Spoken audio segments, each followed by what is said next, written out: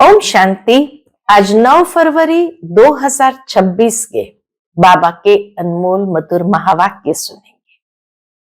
आज की मुरली जैसे परसों की मुरली से कंटिन्यूएशन में है। परसों हम बच्चों को बाबा ने एक रहस्य बताया कि बाबा को गरीब निवास क्यों कहते हैं, क्योंकि बाबा भारत जो इतना गरीब हो गया है उनको आकर रत्नों की थालियां दे करके शाहूकार बना देते हैं। आज बाबा कहते हैं बाबा गरीब निवास है, क्योंकि बाबा गरीब बच्चे अर्थात जो संस्कारों से गरीब बन चुके हैं, जो गुणों से गरीब हो गए हैं, जो चरित्र से गरीब हो चुके हैं, ऐसे कौड़ी तुल्य बच्चों को हीरे जैसा बनाते हैं। कैसे? श्रीमत दे करके, और उस श्रीमत का हाथ पकड़ करके सदा चलते रहना है। दूसरा, बाबा कहते जितना बाबा को निरंतर याद करते हैं तो याद से ही बुद्धि रूपी बर्तन शुद्ध सोना जैसा बन जाता है। साथ ही साथ बाबा कहते हैं तुम बच्चों को अपने कर्म से भी श्रेष्ठ बनना है। उसके लिए बाबा ने जो ज्ञान मुरली दी है, ज्ञान मुरली को कभी मिस नहीं करना है। दूसरा जो रहस्य बाबा ने स्पष्ट किया है आज की मुरली में, बाप दादा का। बाबा कहते दुनिया में बाप अलग दादा अलग होते हैं, यहां बाप दादा इकट्ठे हैं, क्योंकि दो सोल्स है। एक सुप्रीम सोल जो ब्रह्मा बाबा के तन में आकर के हमें वर्षा देते हैं। दुनिया में बाप दादा का वर्षा देता है, यहां बाप दादा के द्वारा हमें नई दुनिया का वर्षा देता है। तो आज बाबा ने इसीलिए खास बच्चों को यही कहा कि तुम बच्चों को सदा श्रीमत पर चलते रहना है और श्रेष्ठ ते श्रेष्ठ कर्म करना है। सुनते हैं आज के बाबा के अनमोल मधुर महावाक्य। ओम शांति। मीठे बच्चे, गरीब निवास बाबा तुम्हें कौड़ी से हीरे जैसा बनाने आए हैं, तो तुम सदा उनकी श्रीमत पर चलो। आज की मुरली से प्रश्न है, पहले पहले तुम्हें सभी को कौन सा एक गुह्य राज समझाना चाहिए? उत्तर है बाप दादा का। तुम जानते हो यहां हम बाप दादा के पास आए हैं, ये दोनों इकट्ठे हैं। शिव की आत्मा भी इसमें है, ब्रह्मा की आत्मा भी है। एक आत्मा है, दूसरा परम आत्मा। तो पहले पहले ये गुह्य राज सबको समझाओ कि ये बाप दादा इकट्ठे हैं। ये दादा भगवान नहीं है, मनुष्य भगवान होता नहीं। भगवान कहा जाता है निराकार को। वह बाप है शांति धाम में रहने वाला। आज की मुरली से पहले गीत बजा है, आखिर वह दिन आया आज। ओम शांति। बाप दादा द्वारा अर्थात शिव बाबा ब्रह्मा दादा द्वारा समझाते हैं। ये पक्का कर लो। लौकिक संबंध में बाप अलग दादा अलग होता है। बाप से दादा का वर्षा मिलता है। लौकिक में कहते हैं दादे का वर्षा लेते हैं, वह है गरीब निवास। शिव बाबा है गरीब निवास।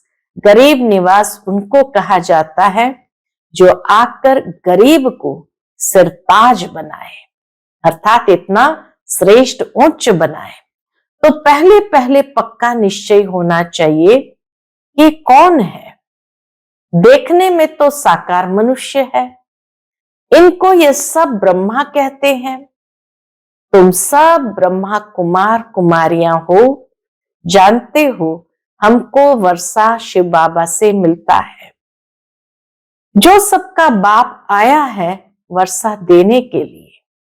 बाप वर्षा देते हैं सुख का। फिर आधा कल्प बाद रावण दुख का श्राप देते हैं। भक्ति मार्ग में भगवान को ढूंढने के लिए धक्का खाते हैं, मिलता कुछ भी नहीं है। भारतवासी गाते हैं, तुम मात पिता हम बालक तेरे। फिर कहते हैं, आप जब आएंगे तो हमारा एक ही आप होंगे, दूसरा न कोई, और कोई साथ हम ममत्व नहीं रखेंगे। हमारा तो एक शिव बाबा, तुम जानते हो ये बाप है गरीब निवास। शिव बाबा है गरीब निवास, गरीब को शाहूकार बनाने वाला, कौड़ी को हीरे तुल्य बनाते हैं। अर्थात कलयुगी पतित कंगाल से सतयुगी सिरताज बनाने के लिए बाप आए हैं। कलयुगी पतित कंगाल से सतयुगी सिरताज बनाने बाप आए हैं। तुम बच्चे जानते हो, यहां हम बाप दादा के पास आए हैं। ये दोनों इकट्ठे हैं। शिव की आत्मा भी इसमें है, ब्रह्मा की आत्मा भी है। दोनों हुई ना, एक आत्मा दूसरा परमात्मा। तुम सभी हो आत्माएं।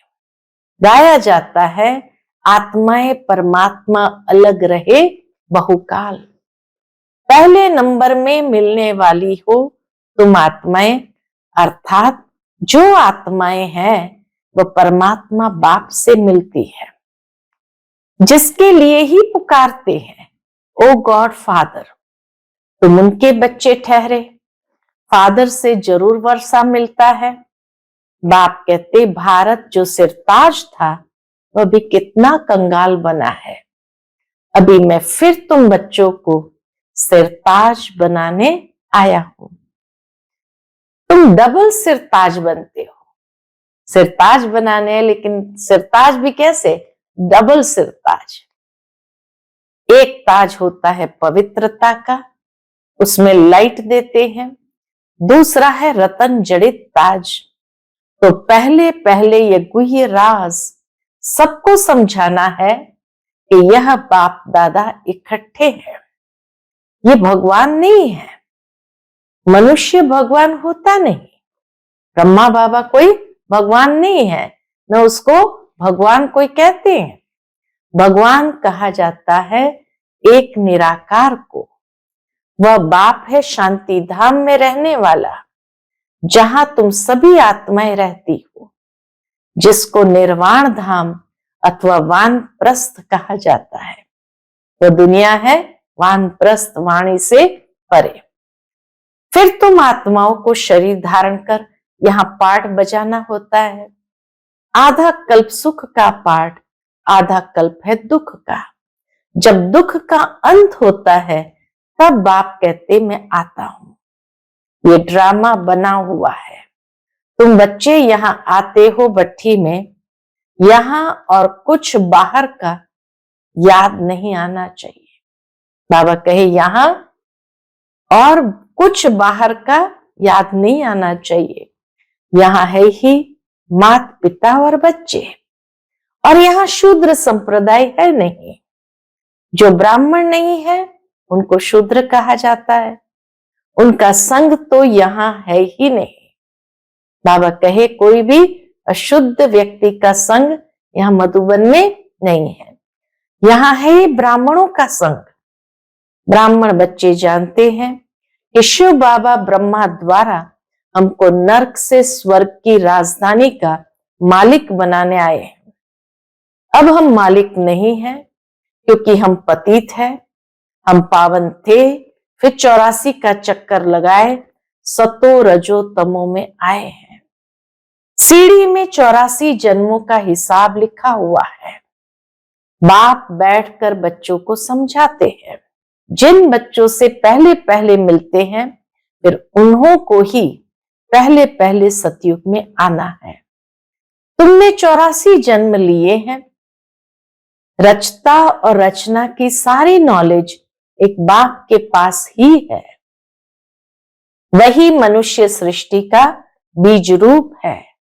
जरूर बीज में ही नॉलेज होगी कि इस झाड़ की कैसे उत्पत्ति, पालना और विनाश होता है। ये तो बाप ही समझाते हैं। तुम अब जानते हो हम भारतवासी गरीब है।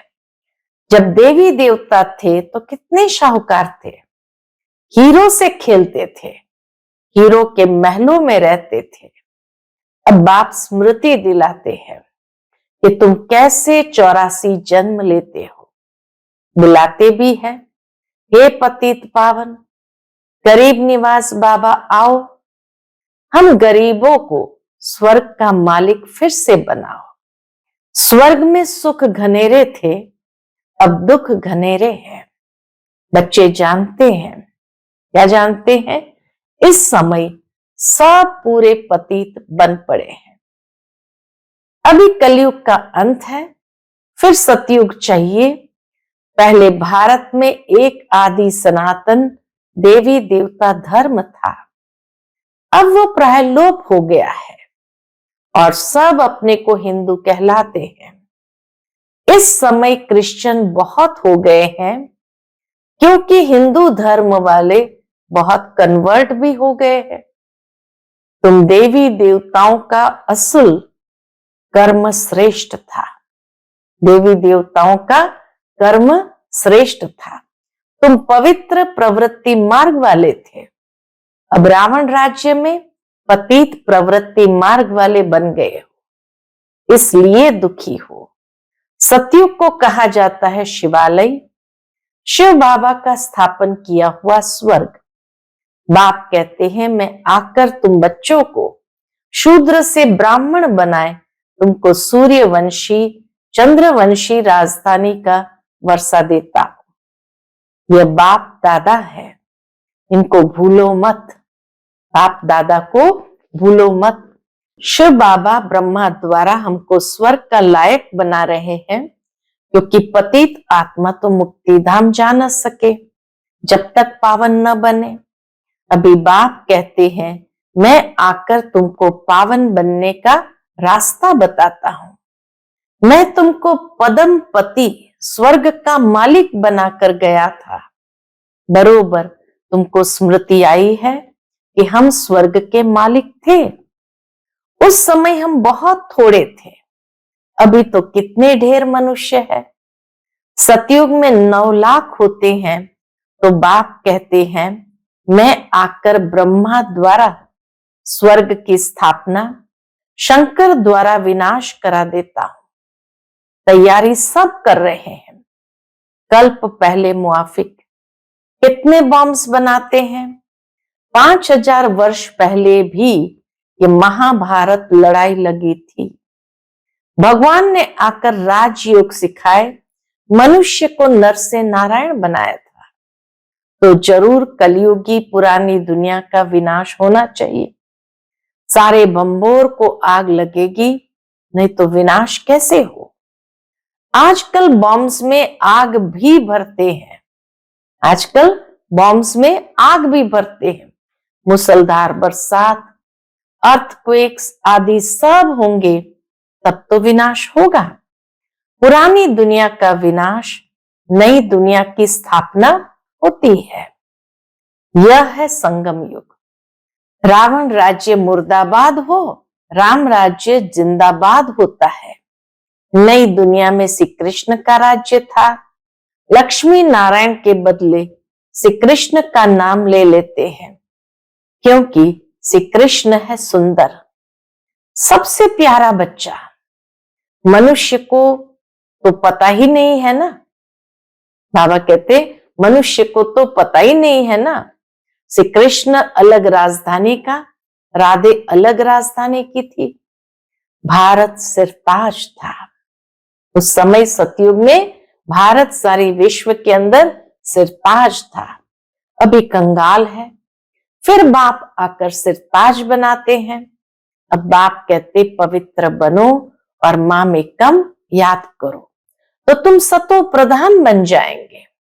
फिर जो सर्विस कर आप समान बनाएंगे, वह ऊंच पद पाएंगे, डबल सिरताज बनेंगे। सतयुग में राजा रानी और प्रजा सब पवित्र रहते हैं। अभी तो है ही प्रजा का राज्य। दोनों ताज नहीं है।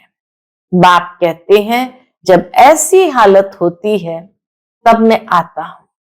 अभी मैं तुम बच्चों को राजयोग सिखा रहा हूं। मैं ही पतित पावन हूं। अब तुम मुझे याद करो तो तुम्हारी आत्मा से खाद निकल जाए। बाबा कहे आत्मा में जो खाद पड़ी है बाबा की याद से ही निकल जाएगी, फिर सतो प्रधान बन जाएंगे। अभी शाम से सुंदर बनना है, सोने में खाद पड़ने से काला हो जाता है, तो अब खाद को निकालना है। बेहद का बाप कहते हैं तुम काम चित्ता पर बैठ काले बन गए हो, अब ज्ञान चित्ता पर बैठो और सबसे ममत्व मिटा दो। तुम आशिक हो मुझ एक माशुक के। भगत सब भगवान को याद करते हैं। सतयुग त्रेता में भक्ति होती नहीं, वहां तो है ज्ञान की प्रालब्ध। बाप आकर ज्ञान से रात को दिन बनाते हैं।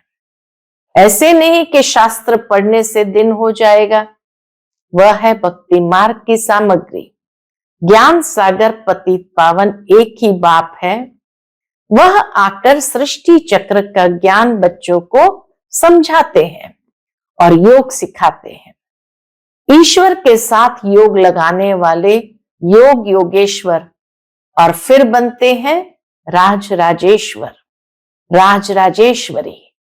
तो ईश्वर द्वारा राजाओं का राजा बनते हो। जो पावन राजाएं थे वही फिर पतित बनते हैं। आप ही पूज्य फिर आप ही पुजारी बन जाते हैं। अब जितना हो सके याद की यात्रा में रहना है। जैसे आशिक माशुक को याद करते हैं ना, जैसे कन्या की सगाई होने से फिर एक दो को याद करते रहते हैं। अभी यह जो माशुक है उनके तो बहुत आशिक है भक्ति मार्ग में। सब दुख में बाप को याद करते हैं। हे भगवान दुख हरो सुख दो। यहां तो न शांति है न सुख है, सतयुग में दोनों है। अभी तुम जानते हो हम आत्माएं कैसे 84 का पाठ बजाते हैं। ब्राह्मण देवता क्षत्रिय वैश्य शूद्र बनते हैं। 84 की सीढ़ी बुद्धि में है ना। अब जितना हो सके बाप को याद करना है तो पाप कट जाए। कर्म करते हुए भी बुद्धि में बाप की याद रहे। बाबा से हम स्वर्ग का वर्षा ले रहे हैं। बाप और वर्षे को याद करना है। याद से ही पाप कटते जाएंगे। जितना याद करेंगे तो पवित्रता की लाइट आती जाएगी, खाद निकलती जाएगी। बच्चों को जितना हो सके टाइम निकाल याद का उपाय करना है। सवेरे सवेरे टाइम अच्छा मिलता है, ये पुरुषार्थ करना है। भल गृहस्थ व्यवहार में रहो, बच्चों की संभाल आदि करो, परंतु ये अंतिम जन्म पवित्र बनो। काम चिता पर नहीं चढ़ो, अभी तुम ज्ञान चिता पर बैठे हो। ये पढ़ाई बहुत ऊंची है, इसमें सोने का बर्तन चाहिए। तुम बाप को याद करने से सोने का बर्तन बनते हो। याद भूलने से फिर लोहे का बर्तन बन जाते हो। बाप को याद करने से स्वर्ग के मालिक बनेंगे। ये तो बहुत सहज है, इसमें पवित्रता मुख्य है। याद से ही पवित्र बनेंगे और सृष्टि चक्र को याद करने से स्वर्ग का मालिक बनेंगे। तुम्हें घर बार नहीं छोड़ना है, गृहस्थ व्यवहार में भी रहना है। बाप कहते हैं 63 जन्म तुम पतित दुनिया में रहे हो। अब शिवालय अमरलोक में चलने के लिए तुम यह एक जन्म पवित्र रहे तो क्या हुआ, बहुत कमाई हो जाएगी। 5 विकारों पर जीत पानी है, तभी जगत जीत बनेंगे, नहीं तो पद पा नहीं सकेंगे। बाप कहते मरना तो सबको है, ये अंतिम जन्म है, फिर तुम जाए नई दुनिया में राज्य करेंगे। हीरे जवाहरतों की खानियां भरपूर हो जाएगी, वहां तुम हीरे जवाहरतों से खेलते रहेंगे। तो ऐसे बाप के बनकर उनकी मत पर भी चलना चाहिए ना। श्रीमत से ही तुम श्रेष्ठ बनेंगे, रावण की मत से तुम भ्रष्टाचारी बने हो। अब बाप की श्रीमत पर चल, तमो प्रधान से सतो प्रधान बनना है। बाप को याद करना है और कोई तकलीफ बाप नहीं देते हैं। भक्ति मार्ग में तो तुमने बहुत धक्के खाए हैं, अब सिर्फ बाप को याद करो और सृष्टि चक्र को याद करो। स्वदर्शन चक्रधारी बनो तो तुम 21 जन्मों के लिए चक्रवर्ती राजा बन जाएंगे। अनेक बार तुमने राज्य लिया है और गंवाया है। आधा कल्प है सुख, आधा कल्प है दुख। बाप कहते हैं मैं कल्प कल्प संगम पर आता हूं, तुमको सुख धाम का मालिक बनाता हूं। अभी तुमको स्मृति आई है हम कैसे चक्कर लगाते हैं, ये चक्र बुद्धि में रखना है। बाप है ज्ञान का सागर, तुम यहां बेहद के बाप के सामने बैठे हो। ऊंचते ऊंच भगवान प्रजापिता ब्रह्मा द्वारा तुमको वर्षा देते हैं। तो अब विनाश होने के पहले बाप को याद करो, पवित्र बनो। बाबा कहते विनाश होने के पहले क्या करो, बाप को याद करो और पवित्र बनो। अच्छा, मीठे मीठे सिकिलदे बच्चों प्रति माता पिता बाप दादा का याद प्यार और गुड मॉर्निंग। रूहानी बाप की रूहानी बच्चों को नमस्ते। हम सभी रूहानी बच्चों की रूहानी माता पिता बाप दादा को याद प्यार, गुड मॉर्निंग और नमस्ते नमस्ते। शुक्रिया बाबा, शुक्रिया। आज की मुरली से धारणा के लिए मुख्य सार है। पहली पॉइंट, निरंतर बाप की याद में रहने के लिए बुद्धि को सोने का बर्तन बनाना है। कर्म करते भी बाप की याद में रहे, याद से ही पवित्रता की लाइट आएगी। दूसरी पॉइंट, मुरली कभी मिस नहीं करनी है। ड्रामा के राज को यथार्थ रीति समझना है। भट्ठी में कुछ भी बाहर का याद न आए। आज का बाप दादा का मधुर वरदान हम बच्चों के प्रति है, आपस में एक दो की विशेषता देखने और वर्णन करने वाले श्रेष्ठ संपन्न होली हंस भव। आपस में एक दो की विशेषता देखने और वर्णन करने वाले श्रेष्ठता संपन्न होली हंस भव। संगम युग पर हर बच्चे को नॉलेज द्वारा कोई ना कोई विशेष गुण अवश्य प्राप्त है। इसलिए होली हंस बन हर एक की विशेषता को देखो और वर्णन करो। जिस समय किसी की कमजोरी देखते या सुनते हो तो समझना चाहिए कि यह कमजोरी इनकी नहीं मेरी है, क्योंकि हम सब एक ही बाप के, एक ही परिवार के, एक ही माला के मणके हैं। जैसे अपनी कमजोरी को प्रसिद्ध नहीं करना चाहते, ऐसे दूसरों की कमजोरी का भी वर्णन नहीं करो। होली हंस माना विशेषताओं को ग्रहण करना और कमजोरियों को मिटाना। आज का स्लोगन है, समय को बचाने वाले तीव्र पुरुषार्थी ही सदा विजयी है। समय को बचाने वाले तीव्र पुरुषार्थी ही सदा विजयी है। आज का व्यक्त इशारा, एकता और विश्वास की विशेषता द्वारा सफलता संपन्न बनो। उसके अंतर्गत बाबा कहते, जैसे मणकों की विशेषता होती है, एक जैसे मणके माला के एक ही धागे में पिरोए जाते हैं, ऐसे आप सभी विजयंती माला के मणके भी जब एक मत, एक की ही लगन में एक रस स्थिति वाले एक दिखाई देंगे, तब ही माला में पिरोए जाएंगे। अगर आपस में दो मतें होती है तो वह दूसरी अर्थात 16,000 की माला के दाने बन जाते हैं। अच्छा, ओम शांति।